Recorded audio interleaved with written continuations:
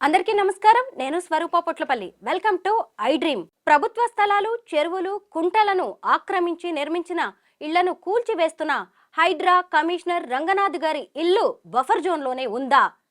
ఈ మధ్య ఈ వార్త ట్రెండింగ్ లోకి వచ్చింది. అయితే తన ఇల్లు బఫర్ జోన్ లో లేదు అని ఆయన ఆధారాలతో సహా చూపించారు. దిగువ ప్రాంతంలో నా ఒక దాదాపు 300 మా నాన్నగారు కట్టిన కూడా ఎప్పుడో 1980లో కట్టారు. ఆ ఇంట్లోనే మా ఫాదర్ తోటి మేమంతా ఉంటున్నాం. ఇప్పటికి 44 ఏళ్ళ నుంచి ఉంటున్నాం. సో అది అక్కడ అసలు బఫరు ఎఫ్టీఎల్ అనేది ఉత్పన్నమే కాదనమాట. బఫరు ఎఫ్టీఎల్ అనేది ఫస్ట్ దిగువ ప్రాంతంలో ఉండదు. ఇప్పుడు చెరువు కట్టకి ఏమైనా రిపేర్స్ వచ్చాయనుకోండి, రిపేర్స్ వస్తే కనుక చెరువు కట్టకి అక్కడ వెహికులర్ మూవ్మెంట్ తిరగడానికి, అంటే వాహనాలు తిరగడానికి కోసం అక్కడ కొంత ఒక 10 మీటర్లు వెడల్పు పెడతారు. అది బఫర్ కాదు, అది వాహనాలు తిరగడానికి ఒక రోడ్డు వేస్తారు. ఎవరు సపోజ్ కట్ట బ్రీచ్ అయింది అనుకోండి, చెరువు కట్ట బ్రీచ్ అయితే కనుక ఏమైనా మట్టి తరలించడం లేదా ఇంకేదైనా చేయడానికి, రిపేర్స్ మెటీరియల్ సామాగ్రిని తరలించడానికి ఒక లారీ వెళ్ళటానికో దానికోసం 10 మీటర్లు బండెంబడి పెడతారు. అసలు బఫర్ జోన్ అంటే ఏంటి? లోన్ తీసుకునేటప్పుడు ఎలాంటి జాగ్రత్తలు తీసుకోవాలి? ఇలాంటి వాటికి సంబంధించి సామాన్యులకు ఎన్నో డౌట్స్ వస్తున్నాయి. ప్రస్తుతం నాతో పాటు Indian bank retired chief manager Rammohan నమిలే గారు ఉన్నారు. ఆయనతో మాట్లాడి ఇలాగా హైడ్రా కమిషనర్ కి సంబంధించిన ఆయన ఇల్లు ఎక్కడ ఉంది, ఏంటి, ఇలా అన్ని విషయాలను తెలుసుకుందాం. సార్ నమస్తే. నమస్తే అమ్మా. అసలు రంగనాథ్ గారి ఇల్లే బఫర్ జోన్ లో ఉంది అనేసరికి అందరికీ అవునా అనేది అనిపించింది. ఆయన మాత్రం లేనే లేదు, 44 ఏళ్ల క్రితం ఇక్కడ ఉంటున్నాము అప్పటి నుంచి అని ఆయన చెప్పడం అనేది జరుగుతుంది. మీరేమంటారు సార్? దీనికి సంబంధించి మీ దగ్గర ఉన్న ఇన్ఫర్మేషన్ ఏంటి? నేను కూడా మొన్న న్యూస్ పేపర్లో చదువుతూ ఉంటుని హీ వాజ్ డిఫెండింగ్ అనేది చాలా what you call A crucial word. అంటే తప్పు చేసిన వాడు డిఫెండ్ చేసుకుంటాడు. Okay, number 1. తప్పు చేయని వాడు కూడా తప్పు ఆరోపింపబడినప్పుడు డిఫెండ్ చేసుకుంటారు. అంటే there are 2 aspects of it. వారు ఖండపదంగా చెప్పడం ఏంటంటే వాళ్ళ తండ్రి గారు కట్టిన ఇంట్లో వాళ్ళు ఉంటున్నారు. ఇక్కడ మనకి 2 సంఖ్యలు చాలా ఇంపార్టెంట్. ఒకటి 13, ఇంకొకటి 30. With respect to lands, houses, 13 ఏంటమ్మా? In idea 13. No sir. We take a set certificate, EC అంటాము, encumbrance certificate for last 13 years. అంటే 13 years నుంచి ఈ particular survey number, door number మీద ఏ రకమైన లావాదేవీలు జరిగినాయి, సేల్స్ కానీ, మార్టిగేజ్ కానీ, చార్జెస్ ఏమున్నాయి అనేసి, దట్ ఈస్ వన్ థింగ్. కొన్నిటికి 30 years వరకు కూడా వెళ్తారు గవర్నమెంట్కి సంబంధించిన దానికి. అంటే ఇక్కడ పాయింట్ ఏంటంటే 13 years మనకి మహాభారతం ఎగ్జాంపుల్ తీసుకుంటే కూడా, రామాయణం తీసుకుంటే కూడా, అరణ్యవాసము రామాయణంలో 12 years ఏదో ఉంది. అక్కడ ఇక మహాభారతానికి వచ్చేసరికి ద్వాపరము కాలము యుగం మారింది కనుక ఇట్ వాస్ 13 years. అంటే 13 years ఎవరి పొజిషన్లో ఏదైనా ప్రాపర్టీ ఉంటే వాళ్ళకి టైటిల్ ఉన్నా లేకపోయినా కూడా ఆల్మోస్ట్ వాళ్ళ దాని కిందనే లెక్క దాదాపుగా. ఇక్కడ ఇంకా ఒక విచిత్రమైన విషయం ఏంటంటే మానవుని జీవితకాలం ఎంత? ఇప్పుడైతే 60 years సార్. జనరల్గా భగవంతుడి ఇచ్చిన కాల ప్రమాణం ప్రకారం 100 ఏళ్ళు. 100 ఏళ్లే కదా, తర్వాత ఉండం కదా. మీరు చెప్తుంది 60-70 ఏళ్ళకి పోయేవాళ్ళు పోతూనే ఉంటారు, 40 ఏళ్ళకి కూడా పోతున్నారు. కానీ ఎక్కువ బతికితే కూడా 100, రేర్గా 110, 120 బతికిన కేసులు మనకి. అది rarest of the rare, that we need not take in to count at all. అటువంటిప్పుడు when we are not owning our life itself permanently, how we can own a land or house? ఇది ethical question. Ethical question, ethical dilemma. What I say is that Bhupathi అని మనకు ఒక రాజులని భూపతి అంటారు. భూపతి అంటే భూమి కలిగిన వాడు, భూమికి హస్బెండ్, అంటే ఓనర్.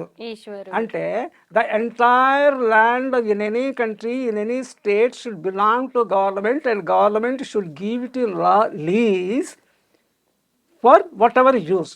ల్యాండ్కి 3 రకాల యూజులు ఉన్నాయి, ఆర్ ఎట్ ద మోస్ట్ 4. ఒకటి ఫారెస్ట్ కొంచెం తగ్గి ఆ ప్లేస్లో అగ్రికల్చర్ చేసుకుంటారు. తర్వాత ఇండస్ట్రీస్ పెట్టుకోవడానికి ఇండస్ట్రియల్ ల్యాండ్ యూజ్ ప్యాటర్న్ అంటాము.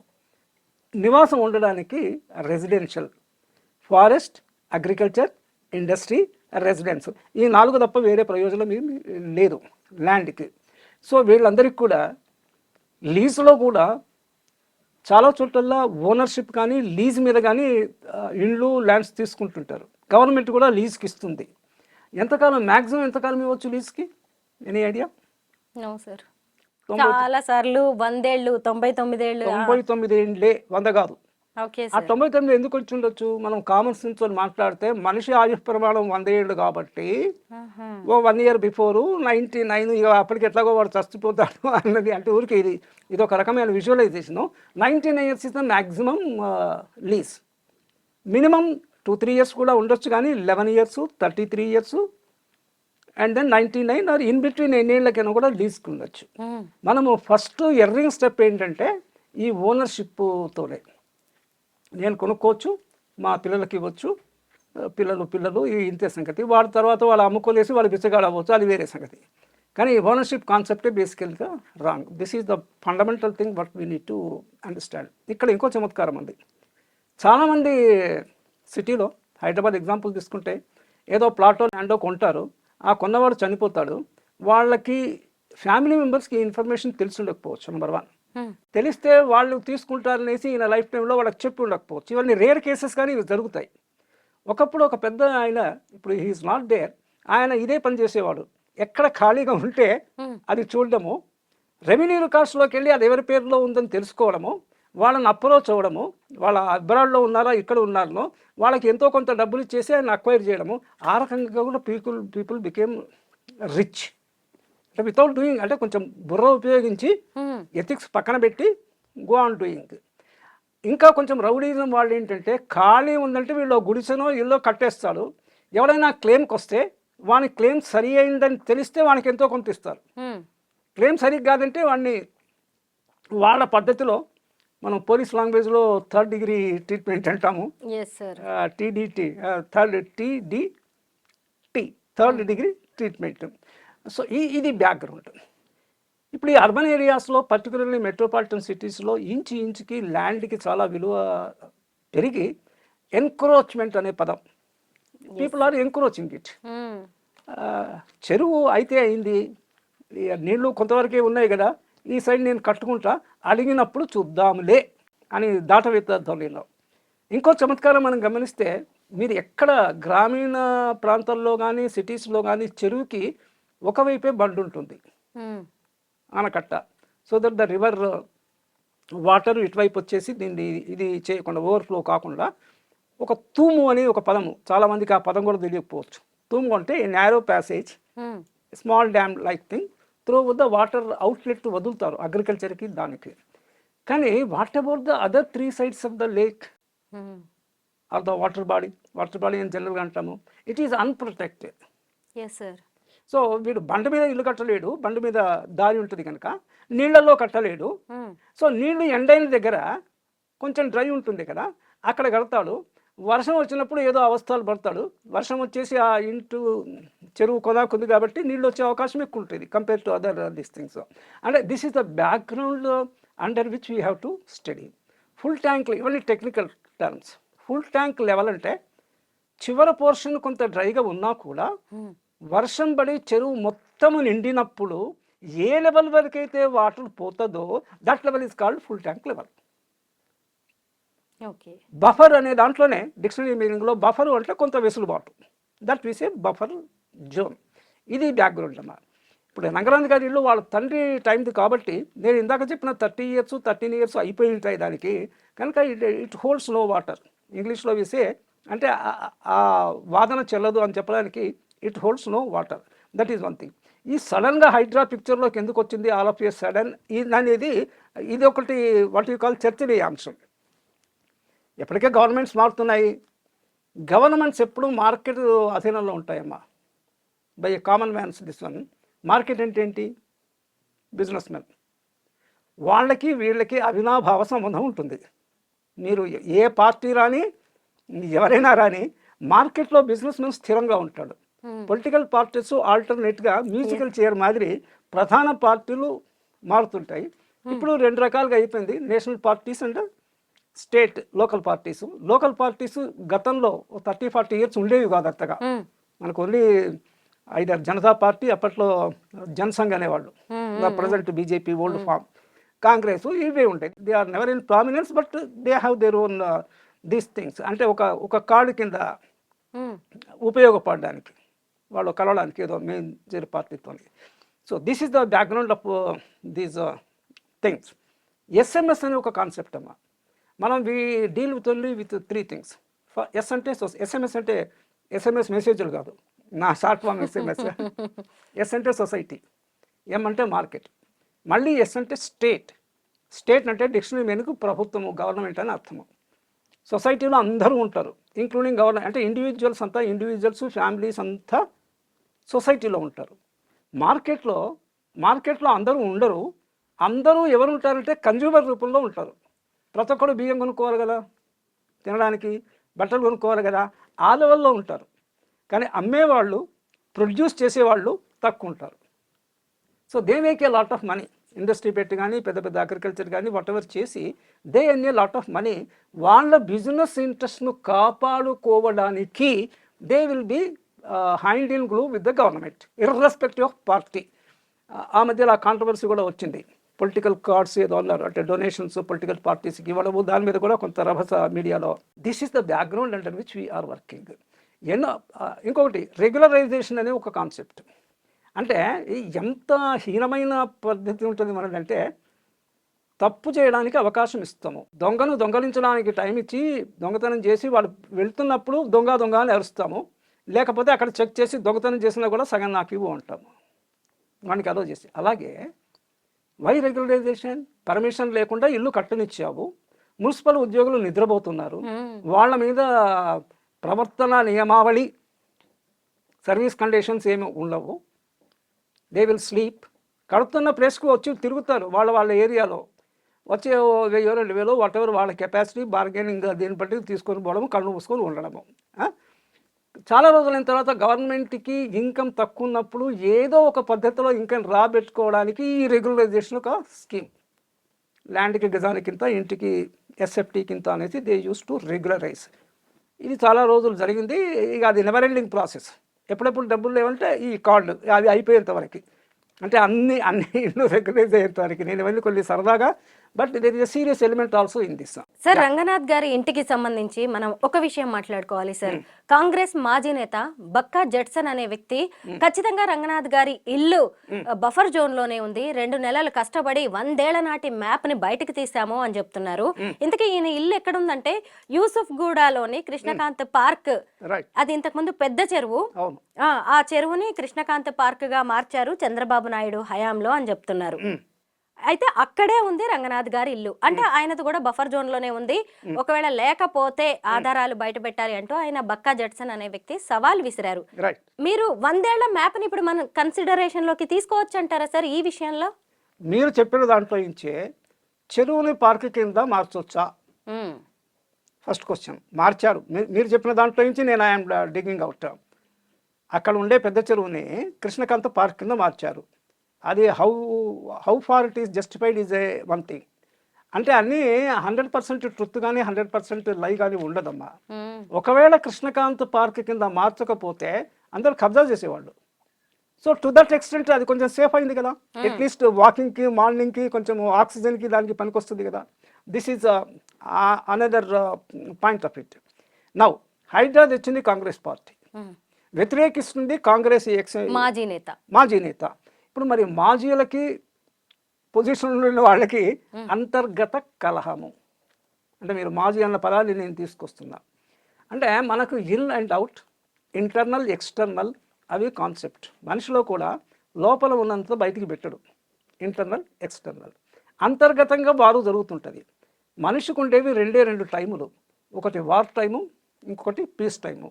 ఎప్పుడు వార్ టైమే ఎక్కువ ఉంటుంది. పీస్ టైం ఎప్పుడు ఉంటుందంటే వారు చేయడానికి శక్తి తగ్గినప్పుడు ఇక వీడి చేసేది లేక సతికెలబడి మళ్ళీ ఎనర్జీ రాగానే మళ్ళీ వారు అంటాడు. అంటే నేను ఇది ఒక సరదాగా చమత్కారంగా, బట్ ఇక సీరియస్ మ్యాటర్ ఉంది. అంటే జడ్సన్ చేస్తున్న ఆరోపణల్ని మనం ఒక టైం పాస్ వ్యవహారంగా చూడాలా? నిజంగా రంగనాథ్ గారి ఇల్లు బఫర్ జోన్ లో లేదా మీ లెక్కల ప్రకారం? నా పాయింట్ ఒకటమ్మా, న్యూస్ పేపర్ చదువుతున్నప్పుడు ఎకానమీ, ఫినాన్సు అని ఒక 2 పేజీలు ఉంటాయి తెలుగు పేపర్లో కానీ ఇంగ్లీష్లో కానీ. అవి తప్ప ఈ పొలిటికల్ న్యూస్ మీద మనం బుర్ర, మళ్ళీ వాళ్ళంతా ఒకటే.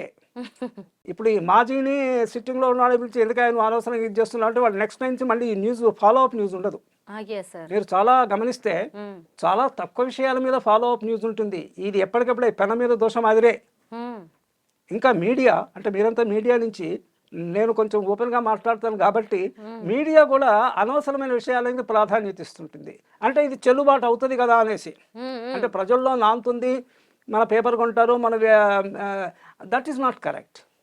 మన ఛానల్ తక్కువ మంది చూసినా సరే క్వాలిటీ పీపుల్ చూడాలి, we should send a quality ఇదనేసి వీళ్ళు ఆయనను తీసుకొచ్చి మళ్ళీ బుదగిరిస్తే ఇది ఇంకా సమస్య పోతుంది, ఇది మళ్ళీ రాదు. సర్వే నంబర్స్, ఈ ల్యాండ్ ఎంత విచిత్రంగా ఉంది మన దగ్గర అంటే, ఈ సర్వే నెంబర్ ఎప్పుడు ఔరంగజేబులో టైంలో వేసాడని సంవేర్ ఐ రెడ్ ఇట్. అంటే ఇట్ ఈస్ వెరీ ఓల్డ్. మీరు సర్వే నెంబర్ అని ఉంటుంది, మీరు ఎక్కడ ల్యాండ్ తీసుకున్నా కూడా సర్వే నెంబర్ అనే పదము లేకుండా ఉండదు. కానీ ఇంత మోడర్నైజ్ అయినప్పుడు కూడా ఇంకో చమత్కారమైన ఎగ్జాంపుల్ చెప్తా. మనం బస్సులో ప్రయాణం చేస్తుంటే ఓ స్టాప్ పేరు ఉంటుంది, ఆలుగడ్డ బావి అనేసి. ఇప్పటికి కూడా ఆర్టీసీ రికార్డులో టికెట్ మీద ఆలుగడ్డ బావి అని స్టాప్ ఉంటుంది. అక్కడ మెట్టుగూడ వైపు ఎక్కడో ఉంది. ఇప్పుడు ఆలుగడ్డలు లేదు, ఆ బావి లేదు. అంటే మనం మోడర్నైజ్ కాంటెంపరైజ్ అవ్వట్లేదు. మరి ఆర్టీసీ వాళ్ళు ఆ పాత పేర్లని మార్చుకోవాలి కదా. ఇప్పుడు ఏదైతే ల్యాండ్ మార్క్ అక్కడ ఉందో they have to shift it. No అంటే అది హిస్టరీ, దాన్ని అలాగే ఉంచాలి అనేది కూడా ఒక రీజన్ అయి ఉండాలి sir. History only to the extent of relevant in the present we should have it. ఈ హెరిటేజ్ బిల్డింగ్స్ కూడా అంతే. అంటే ఇవన్నీ వాళ్ళకి లోపల పరమార్థం వేరే. నేను ఇందాక ఇంటర్నల్ ఎక్స్టర్నల్ అనే పదాలు వాడాను. వాళ్ళ ఇంటర్నల్లో వ్యవహారం వేరే ఉంటుంది, బయటికి చెప్పడానికి ఒక కారణం వేరే ఉంటుంది. మనుషులు మనం కూడా అదే చేస్తాము. అయితే దేవుడు మనకు ప్రకృతిలోనూ కూడా మనకి అబద్ధం ఆడే వెసులుబాటు కల్పించాడు, కానీ మనం దాన్ని దురుపయోగం చేస్తున్నాం. మనము ఆపత్కాలంలో అబద్ధం ఆడవచ్చు, అదే పనిగా కాదు. సో మీరంటున్న చారిత్రక పేరు ఇప్పుడు ఆలుగడ్డ బావి ఇప్పుడు ఏం చేసుకుంటాము, ఆలుగడ్డలు మార్కెట్లో బోర్డు ఉన్నాయి, ఆ బావి లేదు, గచ్చి బావులి అంటారు. ఇప్పుడు గచ్చు అంటే కొంచెం వర్టికల్, కొంచెం స్టోన్ టైప్ ఫ్లోర్ గచ్చు, ఇంటి ముందర వేసింది గచ్చు. అక్కడ గచ్చు ఉండేదేమో ఆ బావిలో గచ్చి బావులి, దూద్ బావులి. వై ఐఎమ్ టెల్లింగ్ అంటే ఇవన్నీ ఇట్లా జరుగుతుంటాయి. ఈ సర్వే నంబరు ల్యాండ్ ఎంత విచిత్రం అంటే, ఒకసారి ఒక జోక్ కింద చెప్పారు, కలెక్టర్ కూడా ఎన్టీ రామారావు వచ్చిన తర్వాత ఈ కర్ణం వ్యవస్థను తీసేశారు. కలెక్టర్కి ఎక్కడైనా ల్యాండ్ ఉంటే అతను కూడా పోయి కర్ణంను బతిమాలుకోవాలి, నా ల్యాండ్ ఎక్కడ ఉంది అనేసి. పేపర్ మీద ఒక మెజర్మెంట్ ఉంటుంది, గ్రౌండ్లో దానికి దీనికి టాలీ కాదు. మళ్ళీ గవర్నమెంట్ సర్వేయర్ను, అప్రూవ్ సర్వేయర్ను తెచ్చి కొలిపించడము. మనకి 2 పంచాయతీలు బాగా జరుగుతుంటాయి. ఒకటి పొలం దగ్గర గట్టు పంచాయతీ, అంటే మీరు ఇంకొక అది గజాల్లో కాకుండా ఎకరాల్లో కూడా ఉంటుంది. ఒక హాఫ్ ఎకరం వాళ్ళు ఆక్యుపై చేశారనేసి ఇంకా ఆ గొడవ ఎప్పటికీ తెగదు. కోర్టుకి వెళ్తే మనకు తెలిసిన విషయమే, హౌ లాంగ్ ఇట్ టేక్స్ అనేసి. అందుకని బుద్ధిమంతులు కోర్టుకు పోకుండా కొంత నష్టం పోతే పోయింది అనేసి సమూహ కాంప్రమైజ్ అయితే మనస్తాపం లేకుండా మనశ్శాంతికి ప్రయత్నిస్తారు. బయింగ్ పీస్ అంటాము ఆంగ్లంలో. ఇది నా coming to Hydraa again, layout permission అని ఒకటి, హౌస్ బిల్డింగ్ పర్మిషన్స్ అని 2 రకాలమ్మా. అంటే ఒక పెద్ద ఏరియాలో 10, 20, 30, 40 ఎకరాలలో ఆ developer, I'm not talking about the housing, only land part, land develop చేసి లేఅవుట్ పర్మిషను గ్రామ పంచాయతీ నుంచో లేకపోతే HMDA or municipality whatever అది పర్మిషన్ తీసుకొని, లేఅవుట్ పర్మిషన్ తీసుకున్న తర్వాత హీ షుడ్ సెల్. ఎవరైనా ప్లాట్ కొన్నప్పుడు they have to again take a house building permission to construct the house. ఇది ద లీగల్ సిస్టమ్. మరి రెగ్యులేషన్స్ ఎక్కడ వచ్చింది? ఇఫ్ ఎవ్రీ లేఅవుట్, అంటే గవర్నమెంట్ మిషనరీకి తక్కువ లేదు కదా, అంటే corruption, mall practice, red tapism ఇవి ఎక్కువ పెరిగి, ఇందాక చెప్పాను మీకు, తప్పులు చేయడానికి అవకాశం ఇచ్చి ఆ తర్వాత గుద్దులు గుద్దడము, అంటే పెనాల్టీ వసూలు చేయడము అన్న టైప్లో జరుగుతుంది. ఇది సడన్గా హైడ్రా ఎందుకు వచ్చిందో I also do not understand. కానీ పాత పార్టీ అధికారంలో ఉన్నప్పుడు కూడా ఇంత అఫీషియల్ రూపంలో ఇది చూడలేదు, కానీ ఇట్ ఈస్ దేర్. ఇప్పుడు మీరు we are talking about celebrities also some time. ఇప్పుడు నాగార్జున గారు ఆయన కూలగొట్టారు, ఎన్ కన్వెన్షన్, ఆయన సెలబ్రిటీయే. మరి ఆ ఫుల్ ట్యాంక్ లెవెల్లోనో బఫర్ జోన్లోనో కట్టడము ఇది సెలబ్రిటీ లక్షణమా? ఆయన స్టే తెచ్చుకునే లోపలనే Ranganath, I think is an IAS are what ever, ఈయన తెలివి ఉపయోగించి అది వచ్చే లోపలే ఈయన కూలగొట్టేశారు. అయితే పాయింట్ ఏమన్నారంటే అది కూడా ఆయన ఓన్ ల్యాండే అనేసి నేను చదివాను. నాగార్జున ఓన్ ల్యాండే అంటే చెరువులు కూడా అమ్ముతారు అనమాట, చెరువులు కూడా కొంటారు. రిజిస్ట్రేషన్ డిపార్ట్మెంట్ కూడా మన దగ్గర చాలా విచిత్రంగా ఉంటుందమ్మా. చార్మినార్ని నేను మీకు అమ్మవచ్చు, వాళ్ళు రిజిస్టర్ చేస్తారు. వాళ్ళకి the registration department is only bother about the registration fee అంతే. అంటే ఇప్పుడు కొన్ని రూల్స్ మారి ఉండొచ్చు, but generally what they say they are not bother about the title. ఇదంటే అమ్మేవాడికి చార్మినార్ మీద టైటిల్ ఉందా లేదా, చార్మినార్ మీద ఎవరికైనా టైటిల్ ఉంటే అది వక్ఫ్ బోర్డుకో లేకపోతే స్టేట్ గవర్నమెంట్కో ఉంటుంది, XYZకి ఉండదు కదా. సార్ ఇప్పుడు Yeah. మీ దగ్గర నుంచి కామన్ మ్యాన్ కి ఒక క్లారిటీ కావాలి సార్. మీరు చెప్పండి. Indian bank retired chief manager గా వర్క్ చేశారు. అంటే ఒక లోన్ తీసుకోవాలి, ఒక హౌస్ లోన్ అంటే ఇన్ని రోజులు ఉన్న రూల్స్ వేరు సార్. ఇప్పుడు హైడ్రాకి దొరకకుండా ఎలాంటి జాగ్రత్తలు తీసుకోవాలి సార్ ఒక ఇల్లు కొనుక్కోవాలంటే? ఇప్పుడు హైడ్రాకి దొరకడము దొరకపోవడం ఉండదమ్మా. ఎందుకు ఉండదంటే వన్ థింగ్, లోన్ తీసుకోవడం always safer for a common man. ఎలా అంటే మనకి పూర్తి డబ్బులు మనకి దగ్గర లేనప్పుడు, సొంత డబ్బులు కొన్ని ఉన్నప్పటికీ కూడా, మొత్తం ఉన్నప్పుడు కూడా బ్యాంక్ లోన్ తీసుకుంటే రెండు aspects they will measure. Importantly they take a legal opinion. అంటే banks empanelled advocate should certify that the seller of the property to your loanee, అప్పు తీసుకునేవాడు ఎవరి దగ్గర అయితే ల్యాండ్ కొంటున్నారో, ఆల్రెడీ కొన్నప్పటికీ కూడా ఈ ల్యాండ్కి అమ్మేవానికి టైటిల్ ఉందా, అమ్మేవానికి టైటిల్ ఉంటేనే బయ్యర్కి పాస్ అవుతుంది, లేకపోతే వానికి ఏ ఫాల్స్ స్టాట్ ఉంటే వీడికి అదే వస్తుంది. ఈ will not be having a better title. So that you get a clearance by taking a bank loan. అది సేఫర్ మెథడ్. మీకు ఒక 1 కోటి రూపాయలు ఇల్లు కట్టాలనుకోండి, మీ దగ్గర కోటి ఉంది, ఓ 10 లక్షల లోన్ తీసుకోండి for name sake, you get all these clearances. అయితే ఇక్కడ కూడా ఆపరేషన్ లెవెల్లో ఇది రూల్ లెవెల్. ఆపరేషన్ లెవెల్ ఏంటంటే మన దేశంలో వీ కెన్ మేనేజ్ ఎనీథింగ్. మా అమ్మాయిలు ఇద్దరు మెడికల్ డాక్టర్స్, నేను యూఎస్ కూడా అప్పుడప్పుడు వెళ్ళి వస్తుంటాను. యూఎస్ కానీ వేరే వెస్ట్రన్ కంట్రీస్లో కూడా you cannot manage government things in this way. వాళ్ళు ఎంతెంత పెద్దవాళ్ళైనా కూడా, నేను చాలాసార్లు మీడియాలో కూడా చదివాను, యూకే ఎర్లియర్ ప్రైమ్ మినిస్టర్ వాళ్ళ అబ్బాయి ఏదో అఫెండ్ చేస్తే ఈయన పర్సనల్ కెపాసిటీలో ఈ went to the police station. మన దగ్గర ఏంటంటే తప్పు చేస్తే దొరికితే వాళ్ళ దగ్గర ఎంతో కొంత పీడించి పిప్పి చేసి వదిలేస్తారు. షారూక్ ఖాన్ ప్లస్ సన్స్ ఆ ఎగ్జాంపుల్ కూడా చూసాను. But they come out. అక్కడ కమ్అవుట్ ఉండదండి. You have to undergo the appropriate punishment. పిల్లల్ని ఇట్లా రోడ్డు మీద వదలడానికి వెళ్ళదు 10-12 ఏళ్ల కిందికి. Either the parent or their approved authorised person in the form of the ayah or something should accompany the child up to the age of 12 years. మన దగ్గర ఎనీథింగ్ హాంకింగ్ చేయలేము మనము. యూఎస్లో కారు పొరపాటు హాంగ్ చేస్తే వాళ్ళు డోర్ తీసుకొని వచ్చేసి దాని మీద పెద్ద గొడవ అవుతుంది. ఇక్కడ వీడికి ఓపిక ఉండదు మనకి. అమెరికాలో 10 ఏళ్ళు వచ్చిన తర్వాత కూడా మళ్ళీ ఇక్కడ రూల్సే ఫాలో అవుతారు. అది తీసుకొచ్చి ఇక్కడ ఇంప్లిమెంట్ చేయడు. అక్కడ ఉన్న పనికి మాలని మమ్మీ డాడీ కల్చర్ ఇక్కడికి తీసుకొస్తాడు, కానీ అక్కడ ఉన్న better things you will not come here. So మళ్ళీ coming back to our thing ఏమంటే this is the benefit law. కానీ లాయర్ కూడా ఎట్లా గోడ మీద పిల్లివాడడం అనే ఒక మనకి సామెత ఉంది. ఆయన తనకి ఇబ్బంది లేకుండా ఏదో బ్యాంకుకి సరిపడేటట్టు ఈ కొనేవాడు కూడా పోతాడు, సార్ కొంచెం ఫ్లా ఉంది ఈ టైటిల్లో, కానీ నాకు లోన్ కావాలి, మీరే ఏదో చేయాలి అనేసి. ఇక్కడ పర్సనాలిటీ యాంగిల్లో నేను చెప్తాను, ప్రతి మనిషికి మెల్టింగ్ పాయింట్, బాయిలింగ్ పాయింట్ ఉంటుంది. బాయిలింగ్ పాయింట్ అంటే చెర్రున కోపం వస్తే, చెర్రున అంటారు తెలంగాణ లోకల్ లాంగ్వేజ్, అంటే ఈజీలీ యూ గెట్ ప్రొవోకేటెడ్. సడన్గా కోపం వస్తే బాయిలింగ్ పాయింట్. మన బాయిలింగ్ పాయింట్ చాలా ఎక్కువ ఉండాలి, 1000 degrees ఉండాలి. అంటే ఎవరు మనం ప్రొవోకేట్ చేస్తే మనం ప్రొవోక్ కావద్దు. A professional should not, more particularly. వాడు వచ్చి అడిగాడు కదా అనేసి వీళ్ళు టైటిల్ సరిగా లేకపోతే కూడా బాగుందని లాయర్ ఇవ్వకూడదు. రెండవది మెల్టింగ్ పాయింట్. ఆ లాయర్ చుట్టూ 20 సార్లు తిరిగాడు వాడు. ఎక్కడో దగ్గర మొహమ్మద్ గజని 18 సార్లు దండెత్తాడు. వీడు 10 సార్లు బతుంటే పొలి 7 అనేసి ఏదో అటు ఇటు కాకుండా ఇస్తారు. వీళ్ళు ఇంటర్ప్రిటేషన్ వాళ్ళకి నచ్చినట్టు బ్యాంకర్ చేసుకుంటాడు. ఈ అంతా ఒకటే. వాళ్ళకి ఏంటంటే బ్యాంకుకి లోన్ ఇవ్వాలా, ఇంట్రెస్ట్ రావాలి కదా, that is their interest, not money interest, rate interest కాదు, వాళ్ళ ఇంట్రెస్ట్ రావడం. సో బట్ అయినా కూడా but fairly it is correct. Legal opinion మరి అంత దారుణంగా ఏమి ఉండదు. That is the thing. ఇప్పుడు ఎలాగో బ్యాంకర్స్ కూడా జాగ్రత్త పడుతున్నారు కాబట్టి వాళ్ళు కూడా కొంత సజెషన్స్ ఇస్తారు మనకి.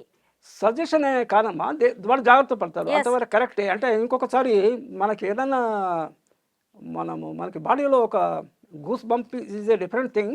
కానీ ఒకసారి సడన్ ఇదవుతుంది, సడన్ కాషన్లోకి వస్తాడు, నిద్రావస్థలో నుంచి జాగృతావస్థలోకి వస్తారు బ్యాంకర్స్ కూడా. ఒకసారి వాళ్ళ పాత లోన్స్ కూడా వెరిఫై చేసుకుంటారు వాళ్ళు. ఎక్కడైనా కూడా మనం ఫుల్ ట్యాంక్ లెవెల్లో లోన్ ఇచ్చామా, లాయర్ ఎవరు, they may depanel him. Full tank లెవెల్లో ఉన్న దానికి clear title, clear legal opinion ఇస్తే they may depanel, that is possible, number 1. So this is the thing. అయితే ఇక్కడ 2 విషయాలు ఉన్నాయన్న. ఒకటి, ఫుల్ ట్యాంక్ లెవెల్లో కట్టినప్పటికి కూడా మున్సిపల్ డిపార్ట్మెంట్ కానీ గ్రామ పంచాయత్ కానీ పర్మిషన్ ఇచ్చిందా అనేది ఒక ప్రశ్న. పర్మిషన్ ఇస్తే హైడ్రా మానవతా కోణం నుంచి they should not destroy them, వాటిని తీసేయకూడదు. ఎట్ ద సేమ్ టైం ఇచ్చిన వాళ్ళ మీద డిస్మిస్ చేయాలి straight away, nothing short of it. అది లేదు మన దగ్గర, కనిపించట్లేదు అది మాత్రం. అది దాని గురించి మాట్లాడేవారు. వాళ్ళు పర్మిషన్ ఇచ్చారనుకోండి, వాళ్ళ మీద యాక్షన్ ఉండాలి. పర్మిషన్ ఇవ్వకుండా వీళ్ళు కట్టారనుకోండి, దెన్ మీరు కొడగొట్టచ్చు, దాంట్లో తప్పేం లేదు. ఇది అమ్మా. Thank you sir. రంగనాథ్ గారి ఇంటికి సంబంధించి అలాగే కొత్తగా లోన్ తీసుకునే వాళ్ళకు కూడా మీరు మంచి సూచనలు చేశారు. Thank you so much sir. Thank you అమ్మా.